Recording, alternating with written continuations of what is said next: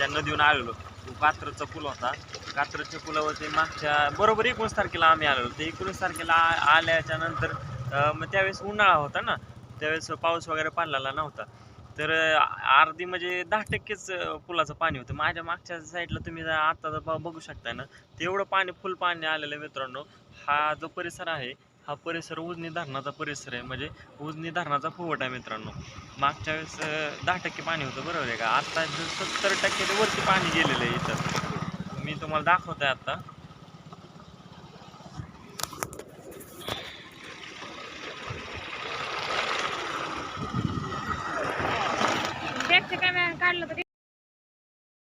हे संपूर्ण उजनी धरणाचा फुगवट्याचा परिसर आहे मित्रांनो. मागच्या वेळेस माझ्याकडे आता व्हिडिओ असेल बरं का, मी सोडला व्हिडिओ होतो यूट्यूब चॅनलला. तर माझ्या तुम्ही यूट्यूबच्या आय डीमध्ये जाऊन व्हिडिओ तो अवश्य पहा. मागच्या वेळेसच्या पाण्यामध्ये आणि आत्ताच्या पाण्यामध्ये एवढा फरक आहे. बघा संपूर्ण परिसर हा जलमय परिसर आहे. पलीकडे कात्रजचा एरिया आहे, तो पलीकडे दिसतोय तो कात्रजचा एरिया. आता एवढा झूम केल्यावर दिसत नाही बरं का तिथली गावं. तर संपूर्ण परिसर पाण्याने वेढलेला आहे. तरी हा जो समोर तो पूल दिसतोय ना तुम्हाला, तो तिथला पूल दिसतोय ना, तो पूल दरवर्षी पाण्याखाली जातो मित्रांनो. पाण्याखाली जातो म्हणजे एवढं फुल पाणी असतं. तुम्हाला हा जो परिसर दिसतोय तो संपूर्ण परिसर हा जे कठडे दिसतात ना, कठडे हे जे समोर तुम्हाला कठडे दिसत आहे, ते कठड्याला पाणी खेटलं जातं. म्हणजे नाही का, असं वारं वगैरे जोराचं सुटलं तरी कठड्याला पाणी खेटलं जातं मित्रांनो. तिथे पलीकडे आहे तो एक पंप आहे, तर पंपाला सुद्धा पाणी संपूर्ण खेटलं जातं. तर माझा असाच व्हिडिओ तुम्ही चॅनल बघा, व्हिडिओ बघा. तर आम्ही प्रवास करत होतो. तर प्रवास करता करता एक फुलांचं नाही का झाडं वगैरे असतात तिथं आम्ही पोचलो विक्रीचं.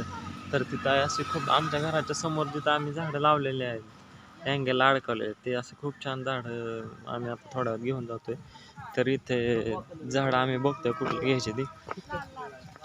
बाळा गुलाबाचं झाड घ्यायचंय, कुठल्या कलरचं घ्यायचं? लाल गुलाबी. बरं ठीक आहे, गुलाबी. आता आम्ही गुलाबाची झाडं घेतो. इथे भरपूर व्हरायटी आहे झाडांच्या. म्हणजे खूप खूप छान असे क्वालिटी वगैरे आहे झाडं इथे मिळतात. आता जस्ट गावाला चाललेलो हिच्या काही कार्यक्रमानिमित्त. तर जाता जाता म्हटलं झाडं वगैरे बघून जावं, 1-2 झाडं घ्यावं म्हटलं. इथे बघा, इथे एक झाड कमळाचं उगवलेलं आहे. हे कमळाचं झाड असं. तर मित्रांनो, तुम्ही जस्ट कधी जीव रोडला चालले असताल तर इथे एक आहे, तर तिथं अवश्य तुम्ही भेट द्या. एवढे किती घ्यायचे झाड? लय घ्यायचे ना. आम्ही झाडं घेतोय आता, 1-2 तरी झाडं घेणार आहे आता. तर खूप छान अशी बाग आहे. आम्ही आता देवरमध्ये जाता जाता आम्हाला काही दिंड्या वगैरे भेटल्या. तर एवढा असं समाधान वाटतं, आनंद बोलायचं नाही, कीर्तन वगैरे बाहेर. तर इथे तुम्ही बघू शकता हायवेने दिंडी चाललेली आहे. तर कसं एकदम खूप छान असं आनंदी वातावरण आहे. कीर्तनाच्या तालावरती माणसं नाचतात खूप अशी, बघू शकता तुम्ही आता.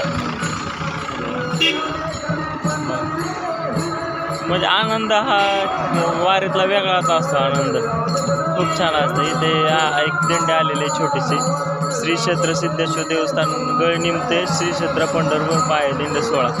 खूप छान असं कीर्तन वगैरे म्हटलं जाते.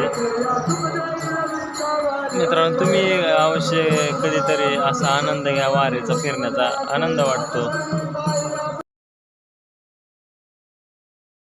बरी का तब्येत? आजी सुरुवातीला दिसल्या, त्यानंतर मम्मी दिसली, अश्विनीची मम्मी, त्याच्यानंतर राम सर भेटले. भाऊ पण रानात गेलेले, त्याच्यामुळे भाऊंची भेट झाली नाही. बरोबर आहे ना, भाऊंची भेट नाही झाली. आम्ही आता थोड्या वेळानं भाऊंना भेटायला जाणार आहे जेऊरमध्ये काही कामानिमित्त. तर जाता आता रानात जाणार आहे आम्ही आता. तर म्हणजे कसं आता खूप छान वाटलं ना इथे आल्यावरती. कसं पावसाळा असल्यामुळे सर्वकडे हिरवगार वातावरण आहे. आजूबाजूची पताकावाल्याला भिवून आली म्हणायचं. हा आजी इथून वारी गेली ना आता दिंड्या काही. हा, मोठी दिंडी गेली ते दिंडी तुम्ही काढून घ्या पाहिजे त्याची चाललेली. हा, तर मी जेवण करत होतो मगाशी आम्ही. 2 गाड्या चालल्या मागणं त्यांच्या बसायच्या. हा, इथून पलीकडून रोड आहे ना, इथून घराच्या पलीकडून. हा, रोड हा, नव्याला जातो. हा, इथून या या तर या खूप या छान असं या या वातावरण आहे तर जांभळीच्या मागच्या वर्षी आम्ही आहे ना ह्या या. जांभळीच्या खाली एवढे जांभळं लांब खूप आहे, खाल्ली ये. तर मित्रांनो आमचा व्हिडिओ असाच कंटिन्यू करा